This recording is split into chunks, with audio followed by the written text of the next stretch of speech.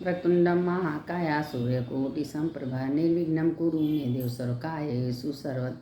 मंगलम भगवान विष्णु मंगलम गरुड़ध्वज मंगलम पुंडरीकाक्ष मंगलाय तनो हरि। देखिए पुरुषोत्तम मास की कथा भेज रहे हैं, आप लोग रोज़ सुनिए और दूसरों को भेजिए, दूसरों को सुनाइए। मंगलम भगवान विष्णु मंगलम गरुड़ध्वज मंगलम पुंडरीकाक्ष मंगलाय तनो हरि। अच्युतम केशवम राम नारायणम कृष्ण दामोदरम वासुदेवम हरि। श्रीधरम माधवम गोपिका वल्लभम जानकी नायकम रामचंद्रम भजेह। पुरुषोत्तम महात्म की जय हो।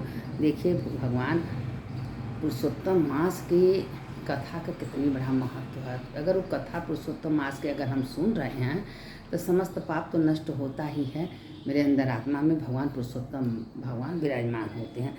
श्री नारायण बोले, हे महाप्रज्ञा नारद वाल्मीकि ऋषि से जो परम अद्भुत चरित्र ऋणधनवा राजा से कहा था वह चरित्र मैं कहता हूँ, तुम सुनो। वाल्मीकि ऋषि बोले, हे ऋणधनवा महाराज हमारे वचन को सुनिए। गरुड़ जी ने केशव भगवान को आज्ञा दी कि इस प्रकार ब्राह्मण श्रेष्ठ से कहा। गरुड़ जी बोले, हे द्विजोत्तम तुमको 7 जन्म तक कोई पुत्र की सुख नहीं है। इतना तपस्या किए राजा, तो भगवान ने कह रहे हैं तुमको 7 जन्म तक पुत्र नहीं। अगर आपके घर में पुत्र है, पुत्र हो रहा है, पुत्र लायक अच्छा है, तो जानिए कि हमारे पुनर्जन्म तो बहुत बड़ा पुण्य है।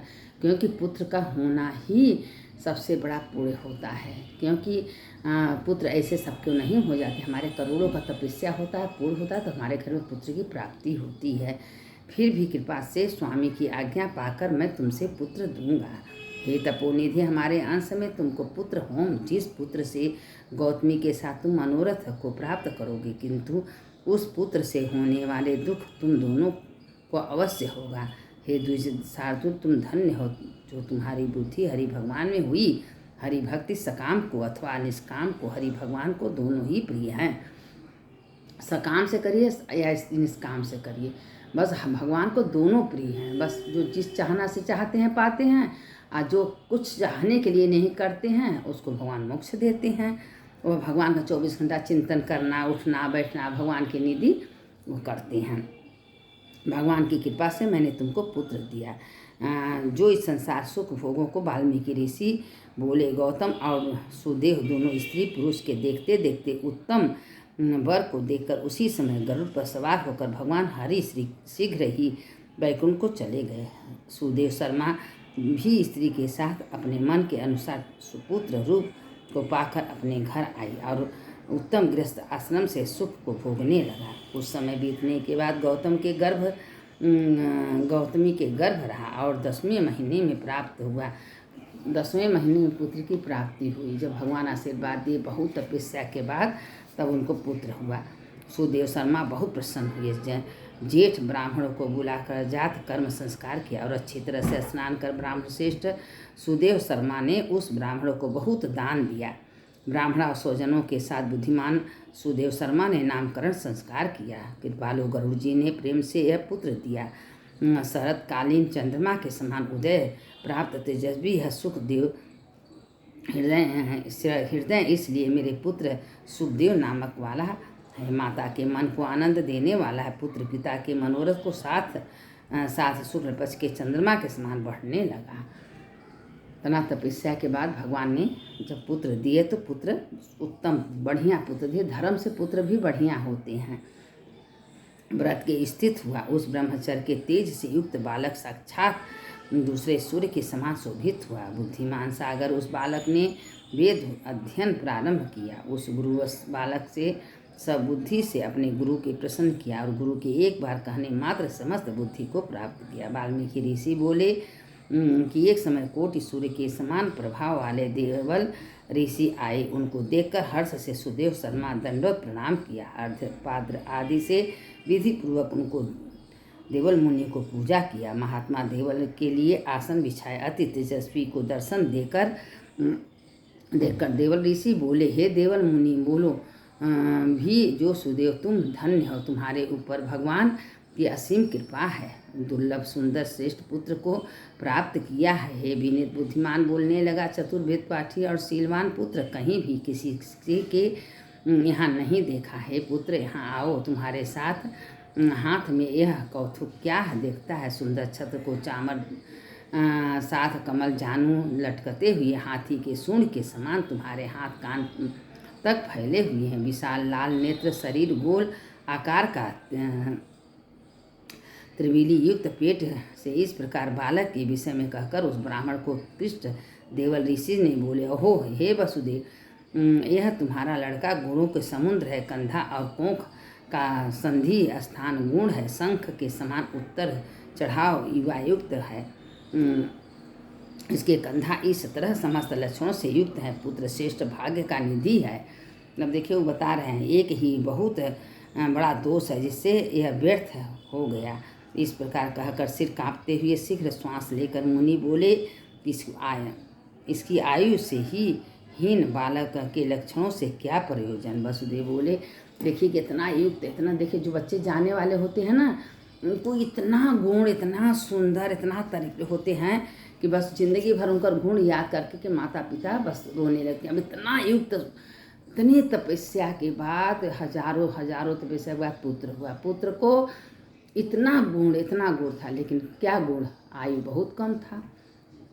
अब उसके आगे देखिए, तुम मन को शोक नहीं करना, अवश्य होने वाले निसंदेह होकर ही रहता है। मरणासन को औषधि देने के समान उसकी कोई प्रतिक्रिया नहीं है। वाल्मीकि बोले, वो मुनि देवल मुनि इस प्रकार कहकर ब्रह्मलोक को चले गया और गौतमी के साथ सुदेव ब्राह्मण पृथ्वी पर गिर पड़ा। पृथ्वी पर पड़ा हुआ देवल ऋषि से कहे हुए वचनों को स्मरण कर चिरकाल तक विलाप करने लगा। बाद उसकी स्त्री गौतमी धैर्य धारण करती हुई पुत्र को अपनी गोद में लेकर प्रथम प्रेम से पुत्र का मुख चुम्बन कर बाद पति से बोली। गौतमी बोली, हे द्विजराज, होने वाली वस्तु में भय नहीं करना चाहिए। जो नहीं होने वाला है वह कभी नहीं होगा, और जो होने वाला है वह होकर रहेगा। चाहे कितना आप पूजा करिए, पाठ करिए, मंदिर जाइए, जप करिए, जितना आपके भाग्य में लिखा उतना ही होगा। आप 1000 कोशिश करेंगे, लेकिन जो पिछले जन्म का कर्म है वो आपको भोगना ही पड़ेगा। इसीलिए कहते हैं कि पिछले जन्म का कर्म मेरा पीछा नहीं छोड़ता है, क्योंकि पिछले जन्म का कर्म हमको भोगना पड़ेगा। चाहे हम कुछ भी कर लें, लेकिन हाँ, थोड़ा सा पाप कटित कम हो जाता है, लेकिन भोगना तो पड़ेगा। राजसी परीक्षित भी ब्राह्मण से मृत्यु को प्राप्त हुई है। मुनीश्वर, इस प्रकार जो होने वाला है वह अवश्य होगा। इसलिए हे नाथ, उठिए और सनातन हरि भगवान का भजन करिए, जो समस्त जीवों के रक्षक हैं और मोक्ष पद देने वाला है। वाल्मीकि ऋषि बोले। इस प्रकार सुदेव शर्मा ने अपनी स्त्री गौतमी के वचन को सुनकर स्वस्थ हो हृदय से हरि का नाम चरणों का ध्यान कर पुत्र से होने वाले शोक को जल्दी से त्याग दिया। इसके बाद अब देखिए उसकी पत्नी जो है उनको समझाने लगी कि हे आप चिंता मत करो, जो होने वाला वो हो के रहेगा, आप काहे को चिंता करके बैठे हैं। अरे हमारे किस्मत में पुत्र लिखा रहेगा तो मेरा पुत्र जीवित रहेगा, नहीं लिखा रहेगा तो हम लोग को छोड़ के चला जाएगा, आप चिंता मत करिए। अब इसके आगे का क्या होगा कल आप लोग को हम सुनाएंगे। अब इसमें एक पुरुषोत्तम महात्म की कहानी सुन लीजिए कि पुरुषोत्तम महात्म की कहानी कितना बढ़िया है। पुरुषोत्तम भगवान क्या नहीं दे देते हैं।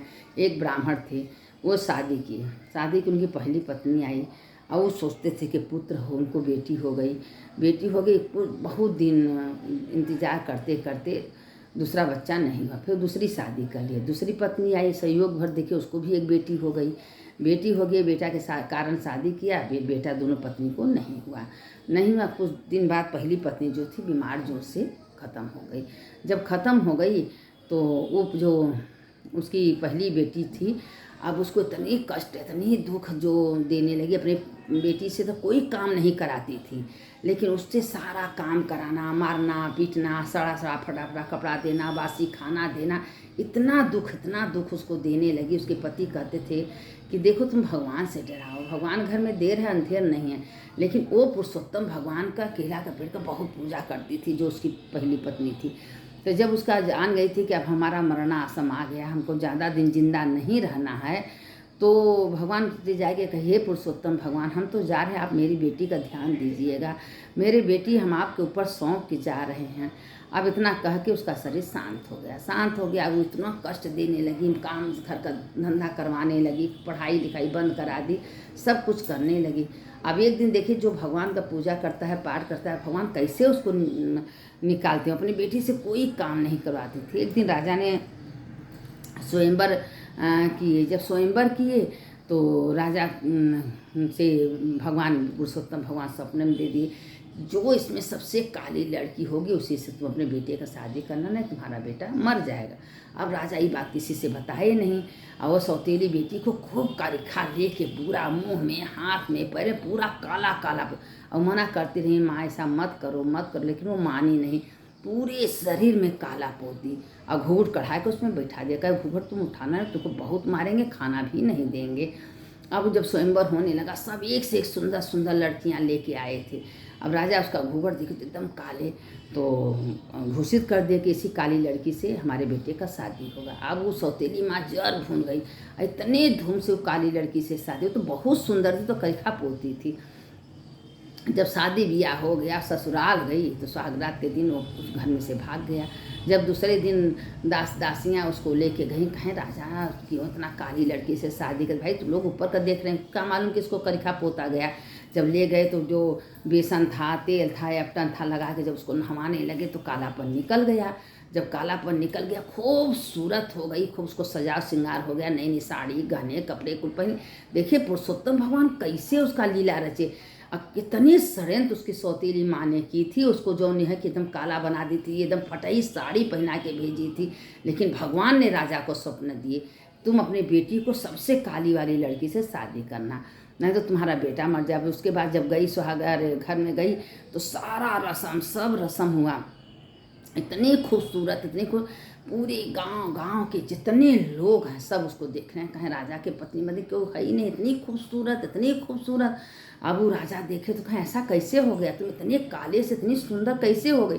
वो अपना सारी वृत्तांत बता दी कि मेरी सौतेली माँ ने मेरे पूरे शरीर में करिखा पोती दी थी कि ताकि तुमको कोई पसंद न करे, तुमसे कोई शादी न करे, इसीलिए ऐसा हम हुए थे, हम काली नहीं थे।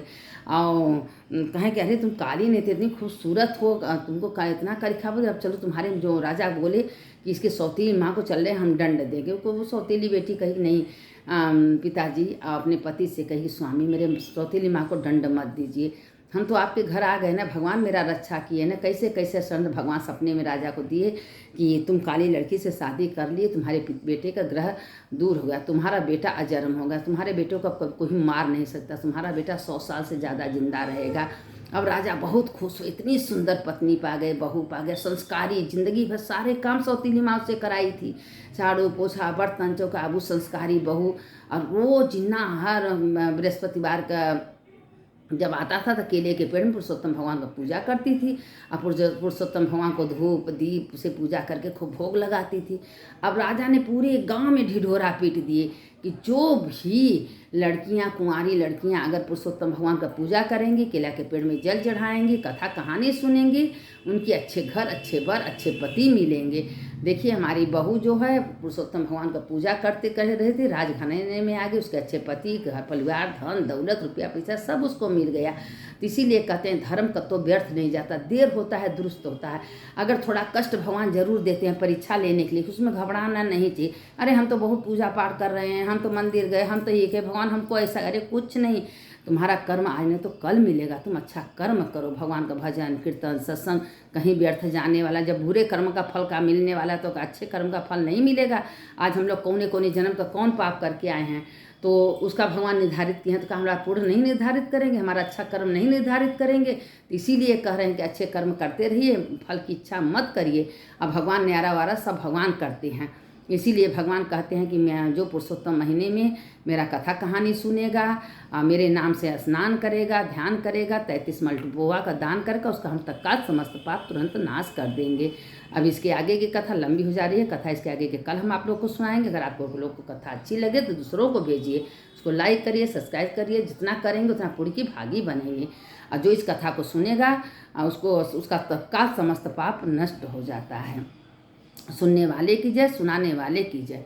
अच्युतम केशवम राम नारायणम कृष्ण दामोदरम वासुदेवम हरि श्रीधरम माधवम गोपिका वल्लभम जानकी नायकम रामचंद्रम भजेहम। हर हर महादेव शंभो काशी विश्वनाथ गंगे माता पार्वती संगे। हर हर महादेव। सुनने वाले की जय, सुनाने वाले की जय।